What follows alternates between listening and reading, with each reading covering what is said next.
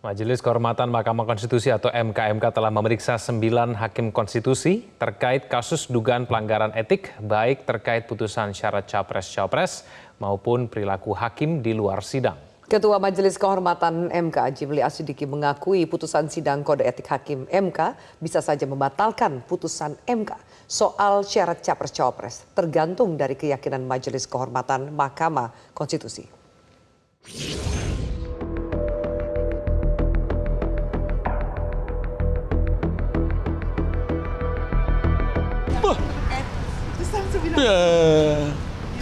Ya kalau begitu putusannya masa begitu.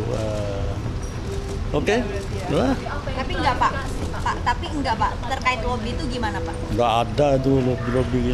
Bukan. Jadi kalau ada pernyataan Mahkamah Keluarga tanggapan Pak? Oh, benar keluarga bangsa Indonesia. Gitu. Bantahan Ketua Mahkamah Konstitusi Anwar Usman terkait tudingan adanya lobby-lobby terhadap hakim MK lainnya agar mengabulkan perkara tentang syarat batas usia capres-cawapres tidak menyurutkan Majelis Kehormatan Mahkamah Konstitusi untuk melakukan pemeriksaan terhadap sang ipar Presiden Jokowi tersebut. Pasalnya, Ketua Majelis Kehormatan Mahkamah Konstitusi Jimli Asyidiki menyebut dugaan pelanggaran etik terhadap manuver sang Ketua MK Anwar Usman adalah terbanyak dibandingkan hakim lainnya.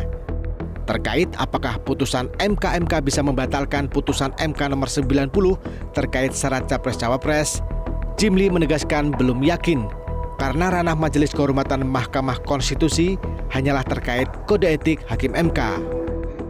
Bagaimana Anda meyakinkan lembaga penegak kode etik ngurusi perilaku para hakim lalu membatalkan putusan? Itu bagaimana?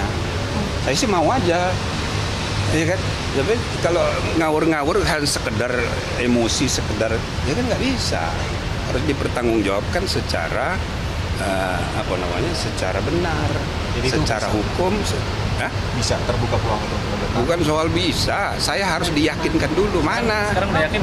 Belum. Ya, kalau yang paling meyakinkan itu Profesor Denny itu, karena dia mencontoh putusan DKPP, nah, kan? Pinter dia, itu putusan DKPP ya, kebetulan saya juga ketuanya. Waktu yang Surabaya itu loh, kode etik untuk penyelenggara pemilu. Seberapa besar peluang? Ya jangan dong, kami belum. Menko Polhukam Mahfud MD meyakini Majelis Kehormatan Mahkamah Konstitusi cukup kredibel dalam memutus sidang dugaan pelanggaran kode etik Ketua Mahkamah Konstitusi Anwar Usman dan hakim konstitusi lainnya. Mahfud pun berharap agar MK dapat memutuskan sesuai dengan rasa keadilan dan ketentuan hukum yang berlaku. Ya silakan aja lah, itu kan majelis MK-nya itu menurut saya cukup kredibel, tahu apa yang harus diputuskan, yang sesuai dengan tuntutan rasa keadilan dan tuntutan hukum juga. Itu aja. Hingga kini MK telah memeriksa seluruh hakim MK dan sejumlah pelapor serta menyelesaikan 19 laporan dari jumlah total 21 laporan dalam sidang dugaan pelanggaran kode etik terhadap 9 hakim MK. Sesuai rencana, Majelis Kehormatan Mahkamah Konstitusi akan memutus kasus dugaan pelanggaran kode etik terhadap 9 hakim MK ini pada tanggal 7 November tahun 2023 mendatang. Dari Jakarta, Tim Liputan Metro TV. Jelajahi cara baru mendapatkan informasi. Download Metro TV Extend sekarang.